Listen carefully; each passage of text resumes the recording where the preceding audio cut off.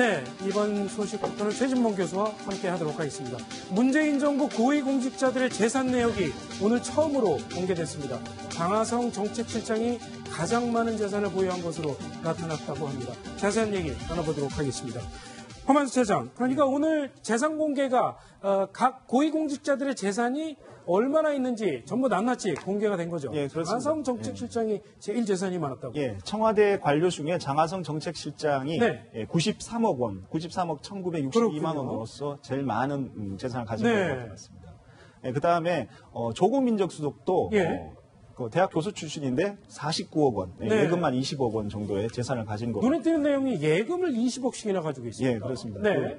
그리고 이제 문재인 대통령 이야기를 하면 18억 2,246만 원 이렇게 되고요.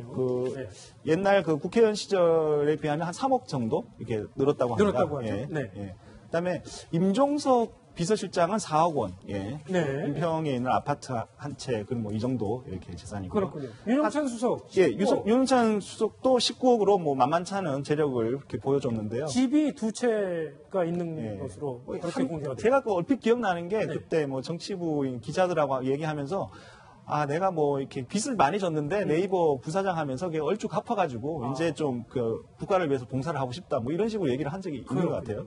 자, 하승창 수석 3억 1,000만 원. 하승창 수석 역시 뭐 시민운동가 출신이고 뭐 그런 거니까요. 그렇게 크지 않은 것으로 이렇게 밝혀졌습니다. 근데 유근영 기자, 이 장하성 정책실장이 우리가 익히 잘 알고 있다시피 아주 오래전부터 장하성 김상조 현 공정거래위원장과 함께 이 소액주주 운동을 적극적으로 주도해온 분 아니겠습니까? 그런데 예상외로 대기업 주식이 상당히 많았었다고요.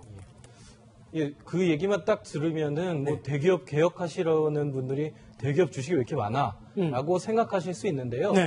그 소액주주 운동이라는 게 소액주주들의 그 권리를 모아서 그 대주주들에게 의견을 행사하고 이러려면 그렇죠. 일정 정도 수준의 주식을 갖고 있어야 되고 또 주주총회에 참석할 정도의 그런 어떤 주식 보유량이 있어야 됩니다. 그래서 국내 10대 기업, 굵직한 기업들의 주식들을 상당히 많이 보유한 거로 나와 있고요. 어떤 기업은 단 한 주만 갖고 있는 회사도 있고 또 많이 갖고 있는 회사도 있지만 대기업 주식이 상당히 많았습니다. 그리고 또 2006년에는 또 장하성 펀드라고 해서 소액주주들을 함께 모아서 어떤 대기업 개혁의 목소리를 낸다든지 그런 걸 하지 않았습니까? 그렇군요. 그런 차원이라고 볼 수 있습니다. 네, 장하성 실장 보유했던 주식 내역을 저희가 한번 좀 살펴봤더니요. CJ E&M 주식을 10억 4천만 원 정도 보유를 했었고요. 그리고 LG생활건강 3억 9천만 원, 네이버 3억 7천만 원어치의 주식을 보유하고 있었군요.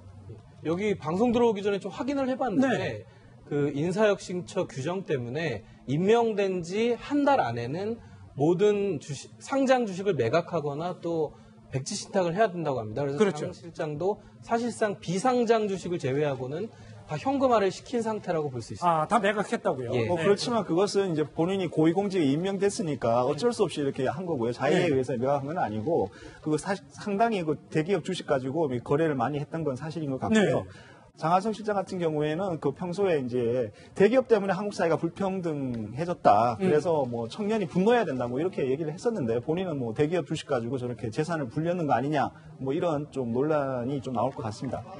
그렇군요. 최 교수님, 이 조국 수석의 재산 내역을 살펴보니까 한 49억 정도의 재산인데 그중에 20억을 예금으로 가지고 있다고 그래서 저는 좀 놀랐습니다.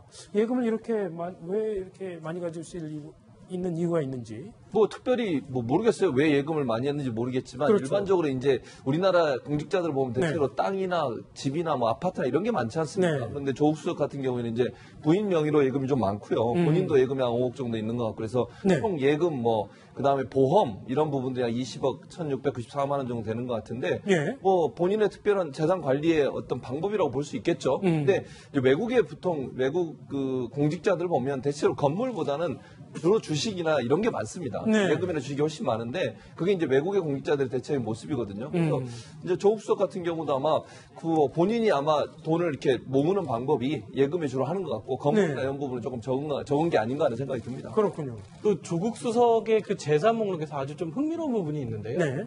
보통 우리가 아파트나 이런 건물을 살 때는 부부 공동 명의를 하곤 하는데 조국 수석은 좀 약간 특이하게도 자동차 그리고 아주 대형차가 아니라 약간 중형차도 부부 공동 명의로 사는 경우가 있더라고요. 자동차까지요? 그래서 아직 정확한 이유는 모르겠지만 굉장히 아내를 많이 사랑하시는 것 같습니다. 아, 그렇군요. 아내 사랑이 꽤 크신 분인 모양입니다.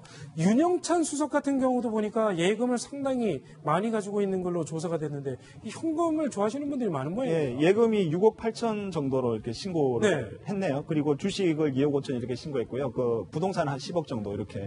보통 이제 우리 서민들 같은 경우는 뭐 재산에 너무 뭐 이렇게 큰 비중이 이렇게 주택에 이렇게 많이 몰려 있는 경우가 많은데 네. 뭐 재테크를 잘 하시고 있는 것 같다 이런 생각이 드네요. 네. 최 교수님, 근데 이 1인당 문재인 정부의 고위공직자들이 1인당 재산 평균이 한 19억 정도 되는데 임종석 실장이 상당히 재산이 적은 것으로 조사가 됐습니다. 그러니까요. 전체적으로 해도 뭐 4억 정도밖에 안 돼요. 임종 실장이. 그래서 본인이 갖고 있는 아파트하고 예금 대출까지는 대출이 한 그러니까 9,499만 원. 네.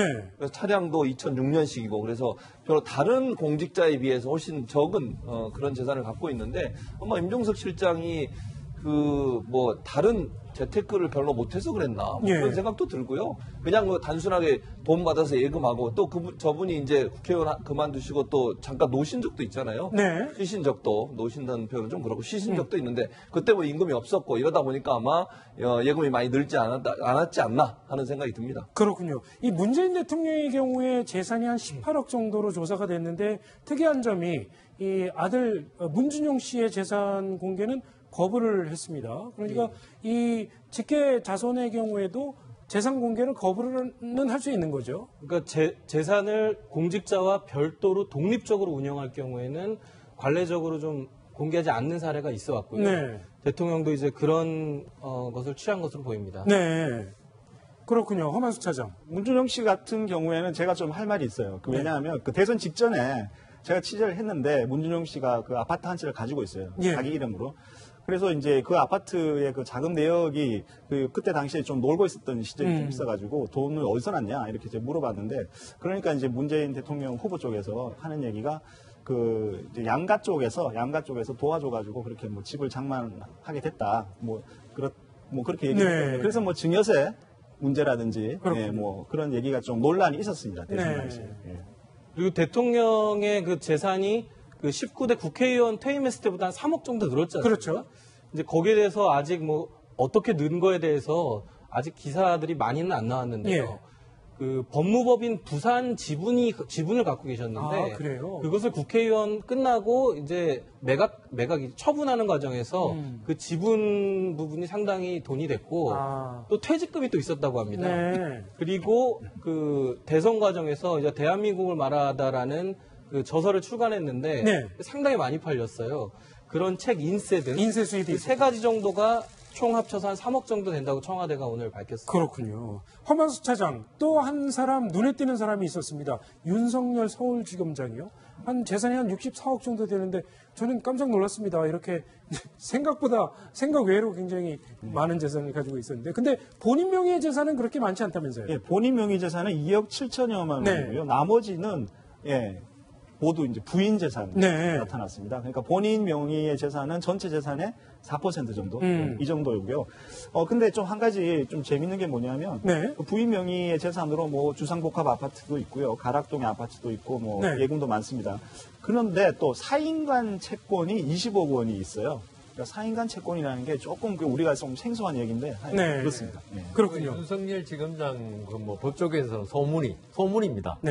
처갓집이 상당한 자력 재산가고요. 그래서 부인이 아마 처갓집에서 아마 결혼할 때 분재받은 게 아닌가. 물려받은 게. 예, 그렇게 지금 보고 있고. 윤석열 지검장이 사실 청문회에서도 그렇고 아주 당당했지 않습니까? 그 이유가 있었구나. 저 정도 재산이면 뭐 당당해가지고 항상 당당할 수 있겠다 이런 생각이 들었습니다. 한 가지 더 저도 말씀을 드리면 윤석열 지검장 본인 재산은 2억 7천만 원 정도밖에 안 돼요. 나머지 돈은 지금 말씀하신 것처럼 다 부인인데 나이가 들어서 결혼하셨어요, 이분이. 53세의 나이로 결혼을 하셨고 2012년도에 결혼하셔서 결혼하면서 부인이 중소기업을 운영하는 사업가예요. 네. 그분이 갖고 있는 재산이 그대로 지금 합산이 돼서 보고가 된 거고 윤석열 지검장 본인이 갖고 있었던 돈은 2억 7천만 원 정도이기 때문에 저는 여상원 변호사 말씀처럼 그분이 그렇게 재산이 많은 분은 아니라고 생각이 들고 그렇군요. 결혼하면서 자연스럽게 이제 재산이 늘어나는 상황이 됐다고 볼 수 있겠죠. 그렇군요. 조금 전에 허만섭 차장이 이제 주택 얘기를 하셨는데 저희가 조사를 해봤더니요. 지금 현 정부가 상당히 부동산 문제에 대해서 강력한 대책을 쓰고 있지 않습니까? 근데 여러분이 이 다주택자인 걸로 이렇게 드러났습니다. 물론 대부분의 사람들은 그렇게 비싼 집을 두세 채씩 가지고 있는 거는 아니고요. 서울에 한 채, 지방에 한 채 정도 가지고 있는 그런 경우가 많습니다. 문재인 대통령 우리가 알고 있다시피 뭐 양산에 단독주택을 갖고 있는 경우고요. 다음 페이지 한번 볼까요? 역시 마찬가지입니다. 김현미 장관, 김상곤 장관, 강경화 장관 전부 집을 한 두 채 정도씩 가지고 있는데 경기도에 있다거나 뭐 이 서울에 연립주택, 단독주택 이렇게 두 채씩 가지고 있는 경우가 있습니다. 그런데 김상곤 장관 같은 경우엔 대치동 아파트가 한 11억 정도, 시가가 한 11억 정도 된다고 그러죠. 그리고 경기 성남시에 있는 아파트도 뭐 상당히 뭐 시가가 나가는 아파트라고 하는데요. 네. 일부 문재인 정부의 뭐 그 장관 또는 청와대 참모들이 네. 그 서울 강남 3구를 비롯한 뭐 그런 쪽에 아파트를 많이 갖고 있는데 뭐 자율형 사립고나 그런 것들을 이제 폐지하려고 하는 거에 대해서 뭐 이율배반적이다. 네. 이런 비판도 나왔는데요.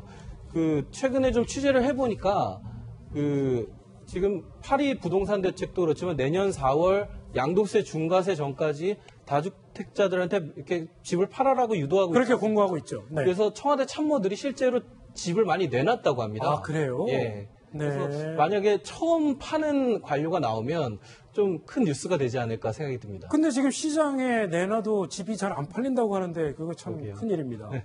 자, 김현미 국토부 장관이 부동산 대책을 발표한 후에 이런 발언을 남기기도 했습니다. 한번 들어보십시오.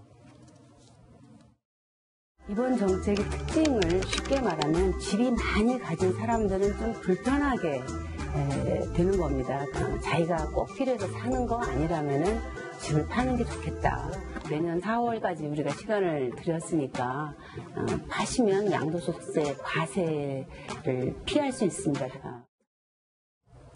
네, 지금 들으신 대로 내년 4월부터는 양도소득세가 중과가 됩니다. 그 전에 빨리 팔아야 될 텐데 현 정부의 고위공직자들 그때까지 팔 수 있을지 앞으로 추이를 좀 보도록 하겠습니다. 자, 오늘 뉴스 탑10 네 번째로 전해드릴 소식은 7입니다.